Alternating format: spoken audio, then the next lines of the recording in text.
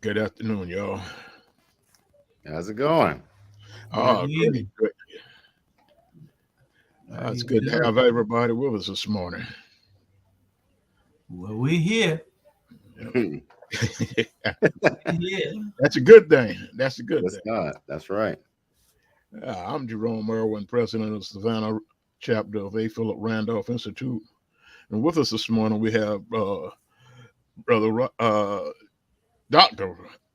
Robert We just Bryant, talked about. and we have Julius Hall with us this morning.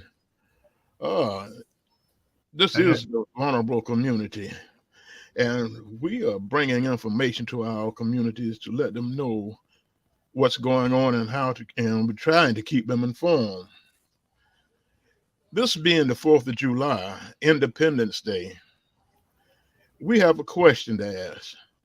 Are we really free? Due to the light of the recent rulings of the Supreme Court, it brings us the question again: are we truly free? Gentlemen, I'm posing the question to you this morning. Are we really free? Who wants to go first? Robert can go first. Oh, thank you. Wow. We talked. You presented this question to me earlier this morning, and I've thought about it, and it's a deep question. To answer it, though, I would say 50% yes. Certain communities have certain freedoms and privileges more than others. And so that impacts access, that impacts social mobility, that impacts a number of factors that make life really good or challenging. I think when we look at the Black community, uh, freedom comes with a cost, whether that be with voting, whether that be with home ownership, whether that be with getting a loan at the bank. So I think 50% yes, and to what extent it depends on other factors like race, gender, so forth and so on. Well, if you ask me, and I agree with you, Robert, you're talking 50-50. For true freedom, you have to have the pleasures that everybody else enjoy. And we are not enjoying those pleasures. And part of that is because every time we climb the ladder, there is always somebody holding us back also. And most times these days, we find that those people are of our own ilk. They're of our own kin, our own family, of our own race.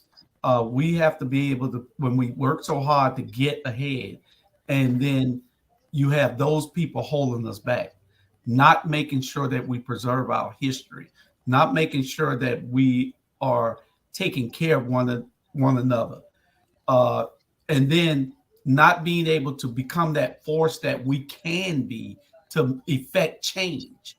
Then no, we aren't free because they have conditioned us over the last 50, 60 years to accept the norms, to accept what they've given us, to accept mediocrity instead of being great. And we have the power to be great. We have the power to change things, but we're in those coffers, those comfortable positions where if it don't affect you right now, it doesn't concern you. And it's an emergency, but everybody don't see the urgency in this emergency. And until we do, we're gonna have a problem because, uh, you know, uh, we have to find a way to combat the things that DeSantis is doing in Florida, that they're doing, the governor's doing in Texas, um, um, they're doing in Arizona, and pretty soon in Georgia, South Carolina, and North Carolina also. These are battleground states that we have to fight to make sure that we preserve our freedoms. And no, Mr. Irvin, we're not free yet. It's a lot of freedom to be that they're taking away from us that we need to get back. When you're talking about all the Supreme Court decisions that they put on lately, is not helping us none. It's setting us back. So how can we move forward when we have people like Clarence Thomas setting us back? You know, and that's the problem. You know, when we look at, I agree with what you said, and I look deeper into that when you started mentioning the states. Our own governor is setting us back, making sure that we can't make the living, that our people can't make a living like they're supposed to.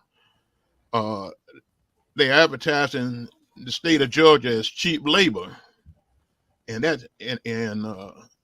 they can't get the full price, the wages that they should be getting because he's advertising as cheap labor. But the situation is, you know, we are supposed to be free. We're supposed to be able to make decisions on our own, but yet somebody else is making the decision for us. Our young folk are not realizing that they have the power to help change that. They are going, like you say, they're going along with the status quo when they could be the status quo making the changes. Uh, what do you think it's going to take to make them aware of what's going on? You know, I think Julius, one of you all said it a moment ago, in that we tend not to assume the urgency of issues until it impacts our own home. And that could be, for example, where, you know, communities are being regentrified or gentrified. That could be, you know, where with the pandemic, you know, I didn't have COVID. So a number of things like that, in addition to understanding your roots. We talked the other day on the Watchdogs about the roots and understanding that at one time, you know, our communities didn't have the luxuries we have now. That we had people, and right here in Savannah, where you had Tin City, and people had to develop that community on bare bones. And so when you understand your roots, when you understand the work of the ancestors and the elders, there's a different way of thinking and a different sense of urgency that comes along with that. And I think it's imperative upon all of us to make sure that we're educating and passing those stories along. What was the whole question? The question was, you know, how can we? I imagine we would say, let me rephrase it. How to get the young people to understand that they can be the status quo instead of being part of the status quo. Oh, yeah, and that's going to take some work, because if you look around now, these kids are in a terrible state right now, and I was trying to upload something. That's why I didn't hear the question, because I was uploading something. But we that is where the work is going to have to be done, trying to get them to come on board. And until we get them to come on board, because they're a big voting block. They're very big voting block.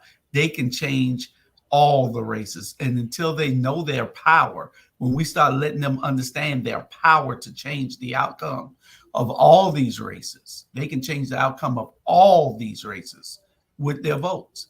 And until we start letting them understand their power and letting and being with them to show them that, hey, we're going to be there with you to help guide you to where you need to go. We need to be able to harness that power along with them and have them understand what is right for their futures, because that's all we're concerned with. Hell, we in our 60s, except for Robert, and it's time you probably in your 70s or 80s right now. Wow. and we ain't got long on this earth, so we have to make a way for those coming behind us, our grandkids, you know, and our great grandkids. And until we get them to understand that they're building a future for themselves, so they need to participate in this process, that's going to be a problem. They got to participate. We have to get them hooked on on voting. We got to get them hooked on being a part of the process, being involved and engaged, so they can know what's going on in their communities, so we can lift ourselves out of this pit that we've been put into. We're in a sunken pit, and until we figure out how we're going to get out of it and start working on it, there's no comeuppance for us. We can't get out of it. But the kids we got to go out to the colleges. We got to start educating the kids while they're in the home. When you go to vote, take your grandkids with them. So, well, grandpa used to go vote. I'm going to vote. They see this. People emulate what they see, So don't keep the kids. I'm going to vote. No, take them with you, right, so they can see you vote. That's right. And that's where the change things. We have to be conditioned in a position to condition. Right. You said a mouthful then, because I made a statement in a big conference that we had to give the young people a chance to do what they have to do, and we have to stand beside them. They're gonna make a mistake once in a while, but we have to be there in order to show them, hey, your mistake is here, but go ahead, you done this, so you got to continue going now, but show them where the mistakes are, and let them see that we're standing by them, not trying to bring them down, because so many times they think we are talking down to them instead of talking to them. And I think that has been a problem that we've had in our sector of the neighborhood for a long time. Our kids thinking we talking down instead of talking to them. Mm-hmm. That is absolutely correct. But I think that, and I've heard that a good many times, that these kids today, though, they're from a different cut, and we have to be able to relate to them, but we can't baby them. We got to give them hard love. We got to give them hard love, because if we don't, then they'll think that everything that they do is right. We're here to give instructions to them, not follow them. They don't know where the hell they're going. So how am I follow you off a bridge? Yeah, you have a say if you can tell it to me intelligently. But if you can't, then it is my job to show you where you need to be going, because I've lived the experience. You just coming up. So a lot of people tell me this about listening to these kids. We do listen to them, but we can't damn sure we can't follow. We've just been joined by Brother Jamal Teray. And Brother Teray, our question today is, are we truly free? You want me to respond to it? Yes. Yes, we sure do. Absolutely not. We are not truly free. We're given some semblance of freedom, but then when it comes down to it, we are still having issues. We see what has occurred in this society. And I was just going to say this: Black men and Black women have not had freedom over their own bodies from the time that they were brought here to the Americas. Again, Black women and Black men. So we know Black women more so not having any control over their bodies, and Black men not having control over their bodies. And with that, we have an issue now that expands and continues. And so for Caucasians in particular, they reap the benefits from our fight to achieve freedom. And that, again, what happened, they get the benefits and we still have to struggle, because then they would get the pushback with regards to it. So as Frederick Douglass is basically paraphrasing him, what is the meaning of the 4th of July to the African person? What is the meaning of it? And that, because again, we still got a bunch of us still in captivity, mentally, physically, psychologically, emotionally. And that this government right here, the society right here, these people right here are not willing to acknowledge it, and they have a fear with regards to that. They have not treated my ancestors fairly, and they don't treat my people fairly today. And so I expect you all to do the right thing, but then I know you're not going to do the right thing, because just like Douglas says, power concedes without a demand. We have to demand power. It never has, never will. That's what we got to do for us to have freedom. Well, that's great that you said that about what Frederick Douglass said, what to the slave is the 4th of July. That's the topic. That's on the front cover of the Port City Review this month. Y'all go to ATR Media Group and you can read the magazine free until we start subscriptions. You can read the magazine online free right now, atrmediagroup.com, and read that what Brother Jamal was just talking about with Frederick Douglass on the cover, and we got Malcolm X on the cover of Hello Savannah. Just wanted to throw that out there. They stole that from me. That is true. But I won't let them steal nothing else from you, okay? All right. But and can I just throw another little point out there? Like, I just finished doing a tour, and I talked to these people about this, about being the best of the best. I said, when you understand you are a descendant of the best, somebody that survived something no people on this planet Earth have ever experienced what African people have experienced. That 7 out of 10 people in the family died. 3 people make it to a factory.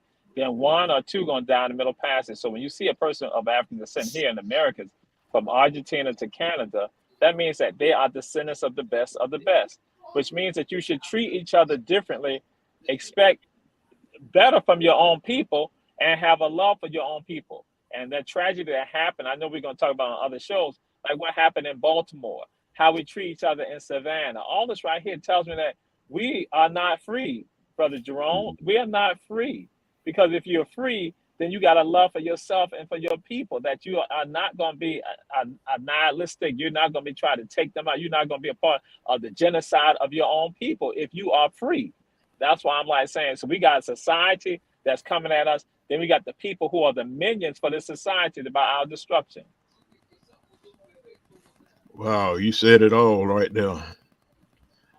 You know, genocide, we've been genocided and continuously being genocided. And we standing looking at it and not doing anything about it. That is, you know, when they started slavery, they brought about 12. What was it? I think it's about 12.5 million slaves out of Africa, and I've been steady bringing them ever since. And Dr. Bryant said it earlier. We I think it's Dr. Bryant, or maybe Julius, but we've been our own worst enemy. We've been selling our people down the drain. Even in Africa, they sold the people down the drain. Now, here today, we're still being sold down the drain. We got people in office selling us down the drain. So we're going to have to wake up the young voters and teach them, and I let them know, hey, you've got your voters, your voice, and it's got to count. And be sure how to hold these politicians accountable. Any questions on any statements on that?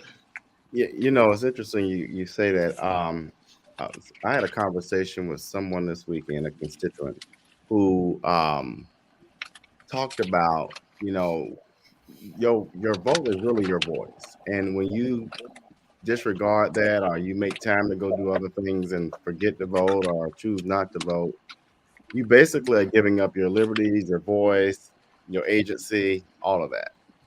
And so why is that important? Well, as Dr. Teray was talking about earlier, you know, last year we lost, women lost the right to control their own reproductive process. This year we see the end of affirmative action and access and equity and social mobility. What next, right? So, you know, voting rights could be restricted very soon. And so at what point does your voice become important?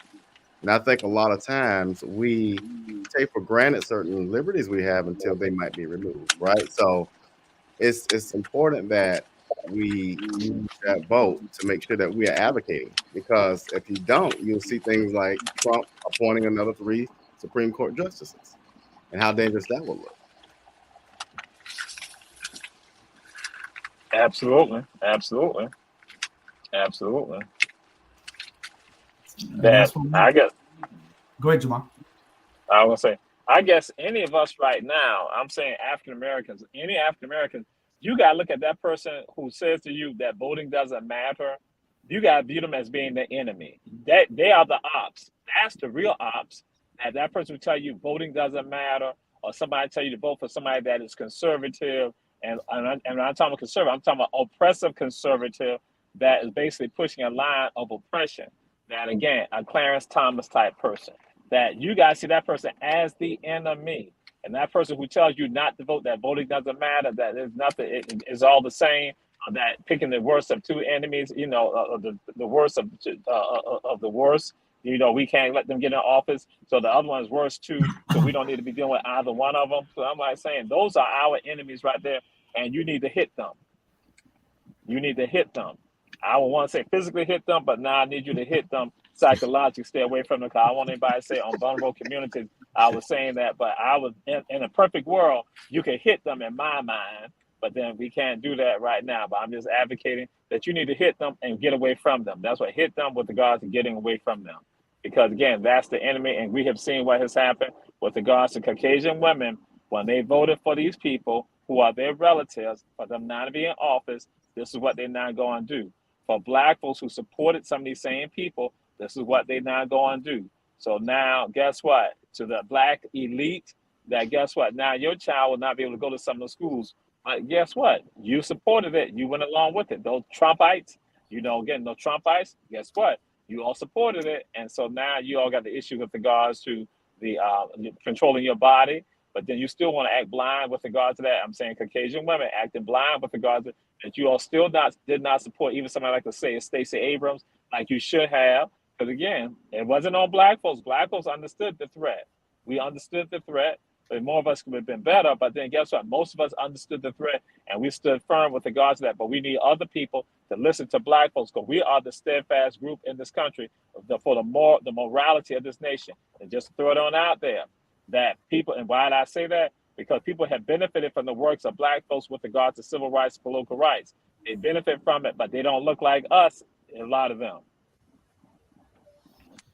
And you're absolutely correct. Well, another part to that is that you have these people that say, don't vote for the Democratic Party, when it's only the only alternative is the Republican Party.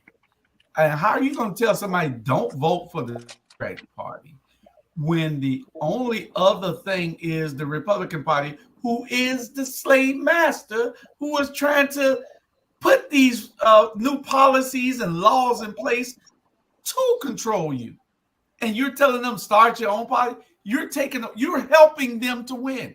A prime example: Cornel West entering the race for president, when statistically, running from outside of the major parties, nobody's ever won, and you're not going to win. So the only thing that you can do is mess things up. For who? Everybody that you're supposed to be concerned for. So what the hell? Let me stop. We on the Multiple communities. we're not just vulnerable community. We're on the church network also. We're streaming from 6 or 7 different locations. So I got to be careful. But what Cornel West is doing is being a puppet to it's like somebody running in the race for mayor here just so they can make sure that Keisha don't get in. Like they're putting somebody in the race so they can take votes. And that's what they're doing with Cornel West. So who psyched this dude up to think that he's going to be president? Half of America don't even like you. I like him because he talks like me. He's radical. But dude, you can't be running for president, messing us up. You're going to set us back, because then when they put more people on the Supreme Court, the next thing you know, 50 years from now, they'll be shipping all us back to Africa. And there is someone also who announced that she's running for mayor of Savannah. Her name is Davis, last name Davis. Who is that? African American female. You know wow, I didn't know that. I don't know right offhand. I'll send to y'all later on because I received a text message with regards to it. But yeah, young lady, she said it's time for a change. That's what she said. It's time for a change. Well, where has she been all this time to help us try to effect the change? And now she figured that she's our savior. She's gonna come up. I want to talk to you, Miss Davis. If you're listening, if you hear us, how about give us a call so we can have you on the show so you can tell us why it's time for change and why you're that person for to effect that change. Let us know that whether we should even give you the platform to even say those things. We need to know where you at in the trenches. If we don't know you and we out here in the streets working every day, how you gonna run for mayor? Who's gonna vote for you? All you can do is take a few votes that might go to somebody who could win. But I will offer this, and Julius, I hear your point. But I've heard a candidate say, I'm running this campaign just to get a narrative out there. And I think that's what Cornell might be doing, is he's trying to promote a certain narrative around, I think it's social justice, Black equality. And I think there's another way to do that. And so what we risk doing now is pulling votes from maybe Joe Biden. And what that does is open the door for Trump or DeSantis, which is really, really not good. Yeah, because you're talking about 7 million votes separating them, even though we go by the Electoral College. 7 million votes, total votes separated them. All they need is 36 million of them to change their mind. Yeah. All they need is no, not 36 million. I mean 3.5 million of them to change their mind. If only 7 million votes separated them. All they need is for Georgia, for them to win Georgia, was 6,000 votes to change out of the 11,000. See, they won by 11,000. Trump won those 11,814 new votes. All he needed was for them to change about 6,000 of them. That would have gave him the majority of them. He can't even count because most people who run for office don't understand the numbers. You don't need 11,000 votes if you lost by 11,000. All you need to do is change half of those in there the next time around. Right. That gives you the victory, But hey, so big. So you trying to say the man couldn't count? Sir? See, so you're trying to say the man couldn't count? I'm saying a lot of politicians can't count. They don't know those numbers. They don't understand the numbers. That's right. That's right.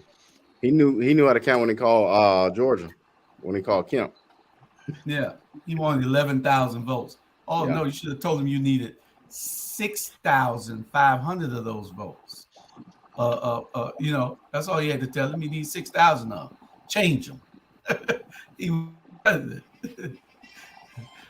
At some point we go back and we start looking at the races that's run, and like you say, people getting in the race, that just getting there to be there, just running to get a name. I said it's running to get the name put out there, and they're taking up the votes, like you said, but at some point, it seemed as though we could come together and form some kind of alliance, I would say, that we could go to these people and say, hey, we got this person running. Let's run this person. Let's not have all these people in this race. We've got to win for ourselves. And, we got to win for the people. We got to run for the people. And it may be against the law, but it still seems like it's a way that we could do it. One of y'all lawyers? Well, I'm certainly not in the legal profession, but I will offer this. This is something I experienced, and I think it's got to be a part of the equation that has to shift around this idea of you got to get in this pecking order, waiting your turn, and all of that. It's not a good practice. And so, in certain municipalities, it's you do this, then you do this, and then you do this. I think the only prerequisite to being a public leader is understanding why you're doing it and having the passion to do it. And what I mean by that is your goal is to be in service to the people that you're representing. That's your number one core thing for getting involved in the political process. The next issue of the next part of that is making sure that you know how to advocate. And I think if you have those two things, then you pretty much have a good idea on how to, develop a vision. But we gotta step away from this idea that, oh, you gotta, wait till this person gives you the tap on the shoulder. That's just not a good practice. Well, I don't think that you should wait for anybody if you're ready. The thing is, are you ready? No, you don't need to wait on nobody. It's no pecking order for you to come up. You got to be ready, though. You got to make yourself ready. Mhm. You got to prepare to do this. You just can't tell me you're going to be a doctor and you're going to go operate and cut me open and you've never been to medical school. No, you got to prepare. You can't go cook me a 5-course meal and you've never even been in front of on top of the stove cooking before. No, you got to prepare. No, you ain't got to wait on nobody. Everybody's entitled to. This is America. Do what you want to do. If you can fill out this form to run, then fill that form out and run. But you can't expect anybody to be with you if you haven't prepared. If you're not, I'm not saying that you got to be qualified, but you need to be certified. Mm.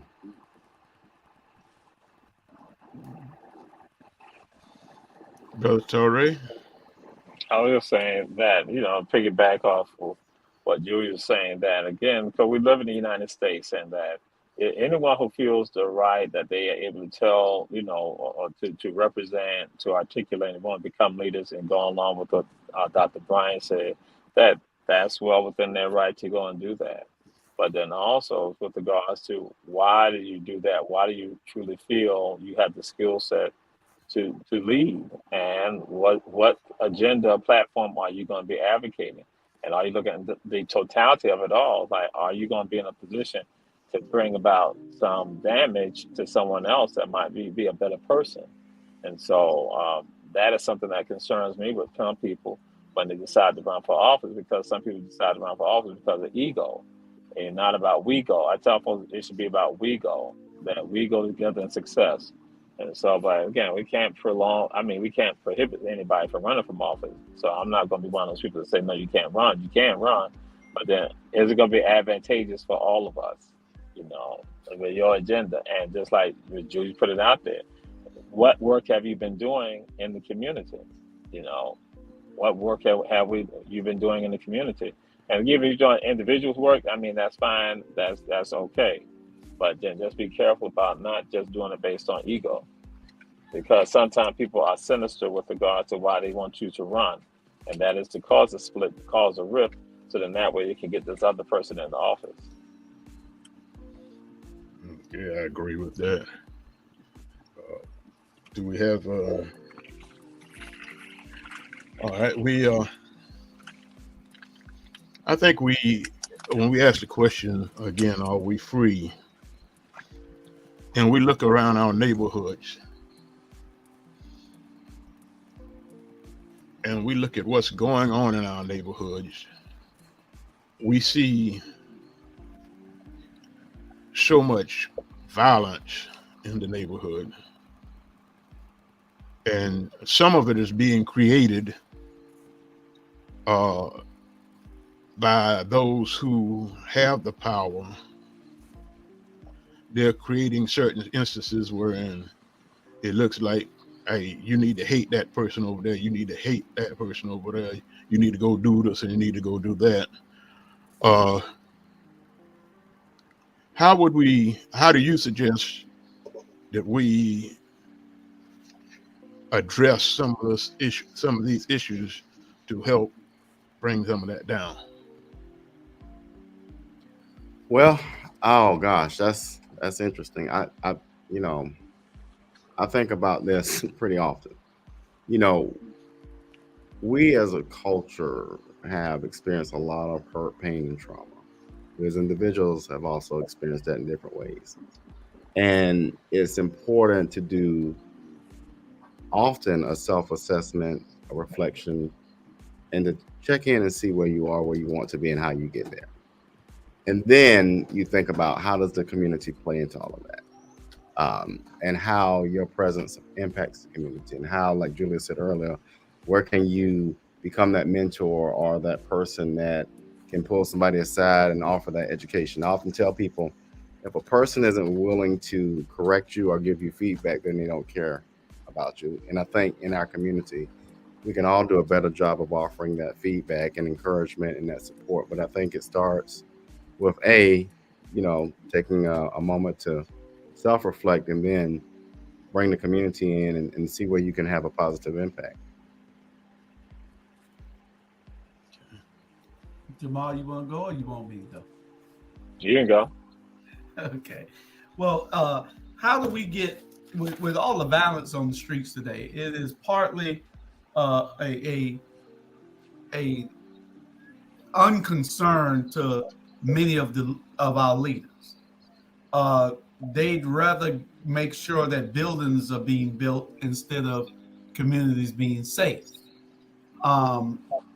And it's a lot of them like that. We don't have when there's a tragedy, we don't have a coalition of people coming together trying to stop it. Where's our NAACP? Where is the National Action Network? Where are all our community leaders getting together? Where is this think tank so that we can find out? Why do we just have to be the ones asking the questions? Oh, we're going to keep asking them. But why is it just us asking those questions? Why can't these people get in the room and figure out what can we do to make these communities safer? What can we do to make our people's lives better? Everybody else do it. They're scared to be black in this part of the state. They're afraid of their own blackness, like Thomas says. You have to understand who you are when you look in that mirror every day. You have an obligation to save the person behind you, whether they look like you or not. But more so, if they do look like you, you have a bigger obligation. And they're not doing that in this county, in this city. They're not doing that at all. And we're not holding them accountable. We keep electing these people that don't give a rat's butt about any of us. And we got to change that. These kids are not just killing themselves because they want to.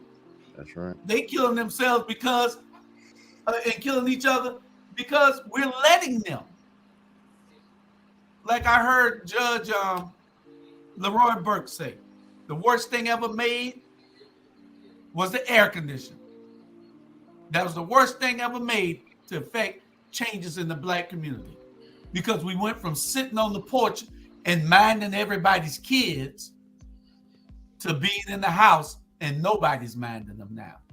Now, when you come out of the house, you can't get in their business because snitches get stitches. Before, you could you could help raise a community up. We can't do that no more. So it's going to take all of us understanding that we have to take control and responsibility for these kids out there today. Mentor. How many kids are you mentoring? Ain't just about you doing well. We got to mentor these kids into doing well. We got to bring them up to the next level with us. We can't leave them out there with no hope and hopelessness. So that's what the whole thing is. We got to be able to work together to the conditions of our community. These kids are going to still be shooting. It's a cycle, and that cycle it just goes back to that saying that I heard some years ago, and it's a cycle. And if you just think about it, just think about that cycle. Strong men create good times.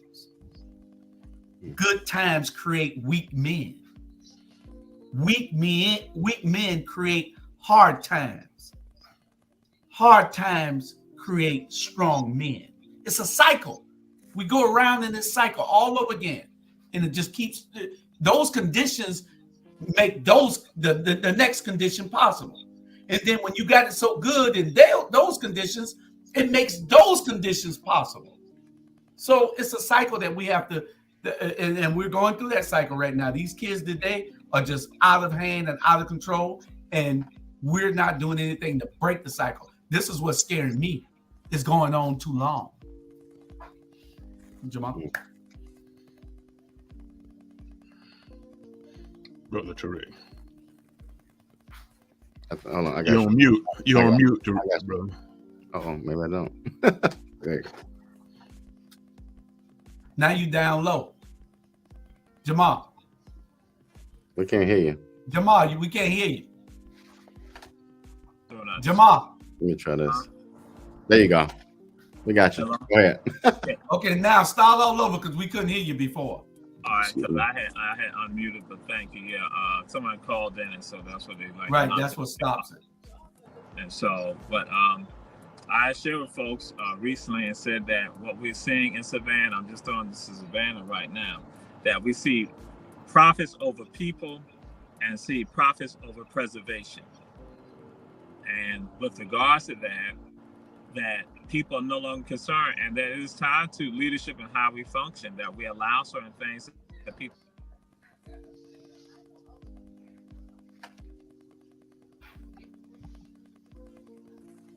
I don't know what's going You on. keep going out. Let me try this.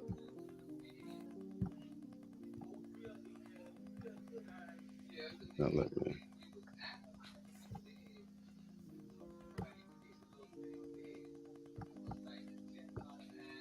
Okay. No. You got to go out and come back in. Yeah. And then, because when you do that, when somebody call you, it messes up your frequency if you're on the phone. Yeah. That's weird. Okay. Like you say, it's a 360-degree circle that we're running in. Yeah. And they say there's an old saying that there's nothing new under the sun. And what happens now has happened before, but it just didn't happen to us. And we seem to think it's a big change, but it is the same thing that happened somewhere down the line before. So we have to, like you say, we have to invent a change to it, to make a change to it. Right. We do. Go ahead. Huh? Go ahead. I'm sorry. Go ahead. You start to say something. No, I was saying we do because that cycle is a cycle that we put ourselves into to understand that conditions bring on other conditions. And those conditions, you run them for a while until you get tired and they bring on a different set of conditions. And that's that cycle. But right now, what I'm seeing is people are not concerned enough to break the cycle. And we have these kids still set in that pattern of destruction. And here comes Jamal so he can finish on what he was saying, if he can. There you go. Go ahead, Brother Jamal. All right. What I was saying that what I realized that we have a situation again in Savannah, but it's all over. But I'm talking about Savannah right now, where we have it's about profits over people and profits over preservation. We mask it and hide, say that we love our history, we love, and that becomes a part of the billion-dollar industry here in the city of Savannah about preservation, but they do not preserve Black communities and not concerned about preserving the Black story. So that's even long before Ron DeSantis. But again, we don't preserve that. And then the former mayor of Savannah, Eddie Deloach, said at a city council, at a Chamber of Commerce meeting he had with them, that he said that there's a ring of poverty in Savannah, And so he understood and put it out there. You have the tourism going on, and that, but then you got massive poverty around. And that massive poverty fuels and pumps the tourism that is happening here. Because you have people working, as Keisha Carter said, I ultimately say, a system of plantocracy. So tourism Savannah is a plantocracy. Then you have people who now with the ILA, because the Georgia Port's a major industry here, but the ILA, you have young Black leaders there who now are fighting older Black leaders. That's why for me, it's not just about young people, but it's everybody. It's the old, it's the middle, and the young. All are insane and causing problems for us. So you now have young leaders who are now saying we cannot follow the same game plan. You have young people who are now saying that we need to take a more stronger political approach. Well, but you got the older folks who are guiding other people not to do that, because again, they think that approach works. And so, and all of it is killing us right now. And economically, well, we should be in a position where we see black millionaires being created. Guess what? It wasn't the young people that prevented the black millionaires. It's the people that's sitting on here right now. It's our generation that prevented the black millionaires from being created in the city and the ones before us. So when are we going to look at, again, the entire family is sick.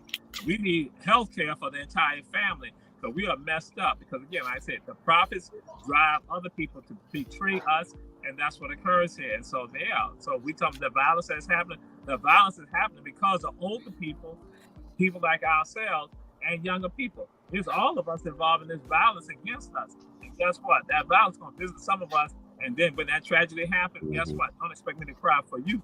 I'm talking about now, y'all who are on here, I'll cry for y'all. But the other people, I'm not crying for none of you. Because I'm like, your profits over people has caused us to occur. Your profits over preservation, your profits over economic power and political power. That's why we're not dealing with this right now. And that's why these young people cause harm to themselves, and old people cause harm to themselves and cause harm to all of us.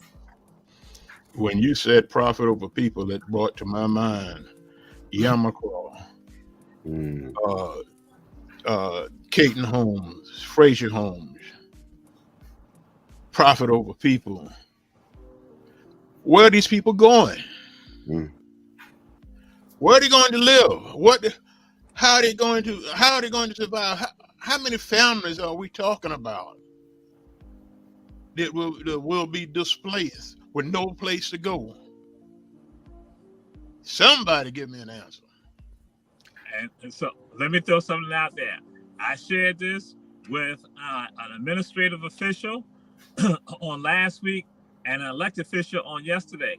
I said, guess what's going to happen with regards to when they give those vouchers out to those people, and when those people go to those places, we had this conversation last week. I said that there is a dearth of affordable housing. There's not enough affordable housing here in Chatham County. People going to say Savannah. I said in Chatham County. And I had said this over 20 years. Keisha Gibson Carter and I had this conversation back in 2000 about this issue right here. We've discussed this. And so I said, guess what's going to happen? That not only that they're going to give the people vouchers, but guess what? When they go with those vouchers, what's going to happen? That they go to that voucher is going to, let's say it's $1,300. But that landlord is saying, well, actually, I'm renting this place. I need to rent this place for $1,800.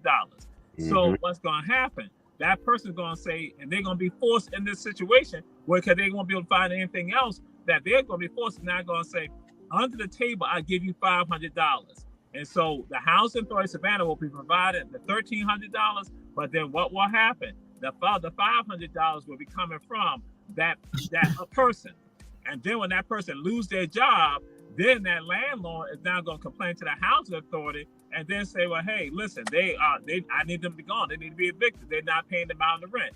That's when what's going to happen. The case manager is going to say, we've been paying you the full amount. Like, no, it's $1,800. They've been giving me $500 in addition to that.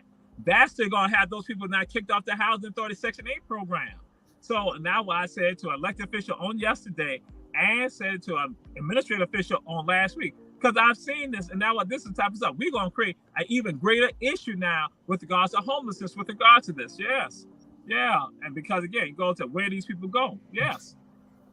And that just aggravates and extravates the problem. We here you got more people now, those people with those teenage sons who feel like there is nowhere for us to go. What they do then? They go join a gang. So you got a bigger problem, Mr. Mayor and Ms. Housing Authority Director. You got a bigger problem because now those 16, 17-year-old kids who are now homeless, displaced, and underserved, now they go join a gang. So now your gang population rises, and you wondering what the damn problem is. You're creating the problem. You're part of the problem. It's interesting you say that. We talk a lot about all of the work that has been done on Broughton Street, and if half of that was put into nonprofits or youth programs, how impactful that could have been. but we pour so much money into people who don't live here, and we have an issue right before us. And at what point do we get it? If we educate and we put resources in these areas and with these youth, we could change the narrative. But we have an administration that just does not either want to understand it or doesn't care. And you make a great point, Robert, because the thing is, that old song, Get Rich or Die Trying? The thing is, they haven't tried. The $22 million you're talking about, 14 million, whatever they spent on Broughton Street, they could have used the whole 14 million to do what you just said. Mm-hmm. At least try. I got one more. Try to make a change. I got one more for you, Julius. They What's just that? invoked the tax, a 20 penny tax, I think they said it is, but it'll create $30 million. But guess where that $30 million is going? It's going to River Street. Yep. Yeah, the tourist I'm district. saying Mr. River Street needs with $30 million. Make those tourists pay to make conditions better to the people whose lives they are affecting. They come here and they've gentrified most of the area. They're making it great for a certain section of the community to thrive and to be safe. And then the outside of the city, who still have to pay these taxes also, get no benefit from it. Right. There are no community benefits for us. So it's a lot that has to be done, because you need forward-thinking people, not people who think who don't think because they're being controlled by somebody else. Go ahead, Brother Jerome. And to share with y'all what happened on last week, on last Friday. The Forsyth Park Community Association, they had a public engagement meeting with regards to the development on Gwinnett and East Broad. And so I went there, Alderman Keisha Gibson Carter, Alderman Alicia Miller Blakely, Tara Scott Brown were there, and all of us shared points. And one of the things I said to the people who were there, and now our audience was predominantly Caucasian, I said that, guess what? You all concerned about the project that's going on and what they're going to put up, this 5-story, 200-unit complex over here. I said, if the property was on the other side of the street, it would have been protected. And I said, that's what part of the problem is, that there are conservation districts in the city of Savannah and Chatham County. But guess what? It's not in the way the black areas are. And so when black people, African Americans, have been articulating this, that guess what? Everybody stood on the sideline. Caucasians stand on the sideline. Y'all think it's just a black issue. No, it's not. Now, when you all not come and you regentrify our neighborhood, you economically segregate our neighborhoods, so you come into it, you see how we were not protected. You understand how, again, you should be involved with us in some of this right here. So when we articulating this right here, it is to the advantage of everyone. I tell folks, when black folks now speak about matters and issues, guess what? It benefits everyone. Now, some of y'all sitting out there, your friends, rather, sitting out there thinking that that's incorrect. No, when black people speak, because we are speaking for everybody, because it's about bringing about parity. But then here goes someone who was there, that's not necessarily his concern. He thought it was a great plan. And so Tara and them had to ask the question to him, how long had he been in the city of Savannah? He said 16 years. Now folks will say, no, you just been 16 years. We are from here. And so that's what we have to have, that power. And I tell people all the time, when I tell people, say, I am from Savannah and Hilton Head. Why do I do that? Just to let people know. And that's all I'm saying. My people been here since at least 1814. I'm letting you know I invested here.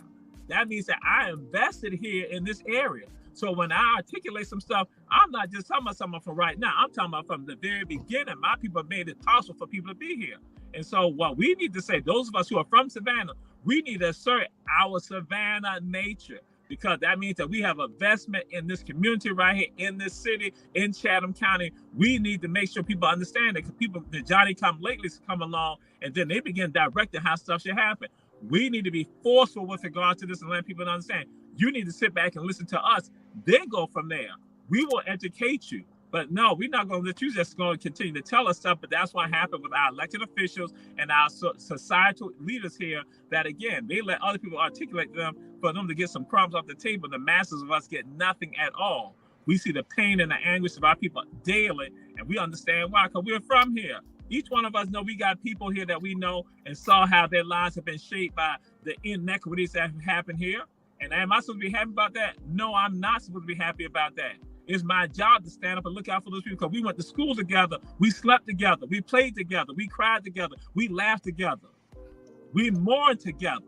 And so I'm supposed to be happy that when I see my brothers and sisters who are homeless right now, who are from here, and what was the difference for me? It was just a roll of the dice, essentially.